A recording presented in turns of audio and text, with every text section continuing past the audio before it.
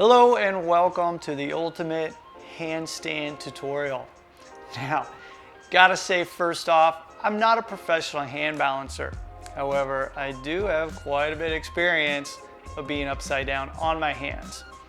Now, in these tutorials, we're gonna be covering everything from how to prep yourself to begin handstand balancing, all the way to working up towards your first freestanding handstand. All right, let's get into it. The key to any successful endeavor starts with setting yourself up for success. Now, in terms of the handstand, what we're looking at is making sure that we start with our hands on the ground and that our body is ready to get upside down. So, first off, looking at the hand placement, we're going to make sure that we have our index fingers facing forward. This is very important. Now, with that said though, if you do have trouble with your wrists, it is okay to turn your hands out to the side just slightly in the beginning. But we want to continue to work on our wrist flexibility as well as strengthening our wrist so that we can eventually turn our hands so that our index fingers are facing forward. Now, the reason for this is going to help with our balance. And once we do get upside down, it'll allow us to better use our entire hands and fingers to balance ourselves for when we feel that we might be falling over or falling back out of the handstand. So once again, start off with your index facing forward with your hands shoulder width apart. That's where we want to start with the handstand. The next order of business in terms of hand placement is making sure that we always start our kick up to the handstand with our hands on the ground. Now, you might see some other places start with their arms up off of the ground and then they lean forward, kicking up and placing their hands on the ground and then going up into the handstand. That's all fine and dandy, but over the years of teaching many people of how to get the handstand, I've found that one of the most beneficial ways in order to help with balance, control, and also with the fear factor is starting with your hands placed on the ground, shoulder width apart, index fingers facing forward. Once you get your hands on the ground, you can then start on the kick up and work on finding that balance point. Next, let's talk a bit about the elbows. Now, in terms of kicking up for the handstand, I mentioned that you want to set yourself up for success by placing your hands down on the ground. As well, you want to make sure that you have your arms completely locked out with your elbow pits facing forward. Now, they're not going to be able to go completely forward, but you want to think about rotating your arms inward so that your elbow pits are facing forward. The reason for this is that when you initiate your kick up, if your elbows are facing to the outside, there will be a tendency to bend your arms. And when you bend your arms on the kick up, it's going to make it difficult for you to stay up there. Now, the reason why is because you're going to need a lot of effort in order to straighten the arms. And because you've lost the scapular elevation, because you're not pushing down and through the ground, having kept your arms straight, it's just going to make things harder. So once again, placing your hands on the ground, you'll lock out your arms, rotating the arms so that the elbow pits are facing forward. And as you kick up, you'll push hard, working towards that scapular elevation, making sure that you don't bend your arms.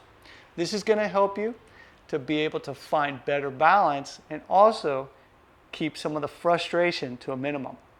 Now, let's talk a little bit also about what if you have hypermobile elbows. Now, this is something that's relevant to me. I started gymnastics when I was 5 years old, and when I was learning handstands, I found that my elbows were hypermobile, also for my knees. Thing is, going to have to make a little bit of an adjustment. And this is especially true for a lot of the women out there who find that you're a little hypermobile with the elbows. Now, when I mention locking out your arms, if you do have these hypermobile elbows, you want to think about bending them just slightly, or just even think about it. We want to have more of a soft elbow and not locking them out so much that it's hurting. So once again, if you are having an issue with your elbows, think of just bending them just slightly and softening them. This alone could help tremendously if you're having that issue. A common question I receive when people are beginning their handstand study is, what do I do with my head? Or in what position should my head be in? Now, ultimately, we're working up to just having a very neutral head, and there are many different head positions that we can work on. But in the very beginning, what I suggest is just not over flexing the neck, creating a lot of tension in the neck. That's not what we want.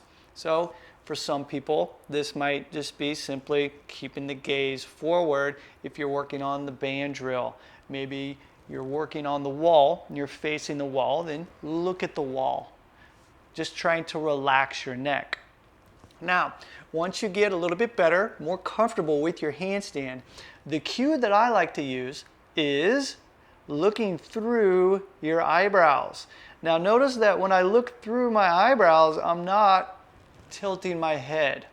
You will need to tilt your head just slightly in order to look in between your hands.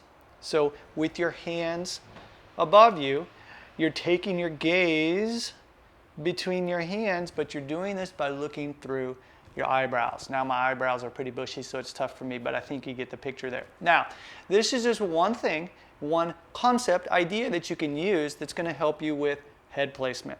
Once again, in the very beginning, what we're really at is just trying to relax the neck, take some of the tension out of the neck so that we can focus on the other components of the handstand. Then later, when you get more comfortable, focus on looking through the eyebrows and taking your gaze down to the floor in between your hands. Over the years, I've heard a lot of different coaches, trainers, teachers talk about the handstand and what they want out of the handstand. Now, once again, I'm not a professional hand balancer, but over the years, I've really tried to simplify the way that I teach the handstand in order to help people get a feel for what needs to happen when you're upside down. So, I like to look at things, keeping it simple, and think about simply stacking the blocks. Now, what I'm talking about is when my kids were little, and even when I was little, you play with these blocks, these ABC blocks. Now, when you stack one atop each other, and they're in a nice straight line, they're solid. However, if you move one of those blocks at any point within this stack, the overall integrity of those blocks won't be as solid as if they were when they're stacked beautifully on top of each other. This is the same with the handstand. What we're trying to do is stack these blocks, and the blocks are our joints. So the joints of the body, when we can stack those very neatly on top of each other, it's going to create more stability. And that's going to allow us to have better balance, to be able to hold our handstand. So, stacking the wrist, the elbow, the shoulder, the hips, the knees, the ankles on top of each other, trying to feel where that line is. It's going to help keep things simple and help us to work towards better balance in our handstand. When you first begin work on the handstand, you'll hear me say, squeeze everything. Everything in your body should be tight. Now this is talking about tension. And the reason for this is that the tighter we are, the lighter we'll be. If we're loosey-goosey, you're going to be heavy. And if you relax your feet, your legs, your core when you're upside down, you'll come tumbling down. Therefore, by squeezing your legs together, by squeezing your thighs, squeezing your butt, squeezing your core, you're going to create better stability. Now, in the beginning, this is necessary. But there's one place that I would like for you to try and relax the tension, and that is in your neck. As you're pushing down and away from the ground, this is trying to work towards better scapular elevation, you will be pushing and having tension through the hands, through the arms, through the shoulders and the core and the legs, but with the neck, you want to try and relax it. So when you're working on drills, whether it be against the wall, whether it be with the band, standing up and using the band, always think about trying to relax the neck. The easiest way to do this is as you're pushing and achieving that scapular elevation, simply see if you can move your neck side to side. These shouldn't be big motions. And the reason for that is anytime that you move a part in your body, it's going to affect the rest of your body. Think about that block analogy that I used where I talked about moving one block, it's going to affect the rest of the stack. The same goes for this. So whenever you're testing tension in your body, make sure that the movement is very small, very slight. If you're taking your gaze to the floor, move very slowly as you're testing the tension in your neck. Looking at where your gaze is, maybe changing it back and forth to test what's going on throughout the rest of your body. Once again, in the beginning, squeeze your entire body. That's going to be very important. But as you get better with the handstand, you're going to learn that you can adjust the amount of tension that you have in order to change not only the shape, but the balance of your handstand. When upside down, your fingers and the heel of your hand are going to play a huge part in helping you with your balance. Now, when you have your hands on the ground, index fingers facing forward, focusing on the first joint here, pressing down into the floor, you'll find that when you start to lose your balance, you can use your fingers and your heel to help bring you back into balance. Now, speaking of balance, what are we talking about? We're looking for the 0 point. And the 0 point is always going to be changing depending on where your line is. In the very beginning, due to some flexibility issues in your shoulders, possibly hips, your line might not be as straight as you'd like. Therefore, the 0 point is going to be different. However, your fingers and your heel of your hands are going to still play a huge part in helping to keep you to find that balance point. When you feel that you're toppling over, you can dig your fingers into the ground to pull you back into line. If you find yourself falling out of the handstand from the kick up, you can push the heels of your hands down into the ground harder, achieving better scapular elevation in order to pull you up into that handstand. So, once again, whenever and wherever you are with your handstand, always focus on what's going on with your fingers and the heels of your hands, making sure that you're pushing down and through the ground, working towards better scapular elevation in order to help you find that 0 point no matter where you are in your handstand. I've found that over years working with people, one of the toughest things and the things that people forget about when they're upside down is to breathe. Now, when we're walking around doing our daily tasks, we don't forget to breathe. But being upside down is foreign to us, and therefore we brace and we hold our breath. It's not necessarily a good thing. But we can remedy this very easily by reciting the ABCs.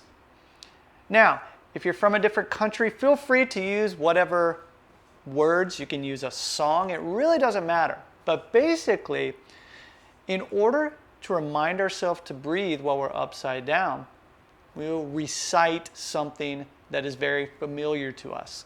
And that's why I like to use the ABCs. Now, don't just do this in your head. Make sure that you do this out loud.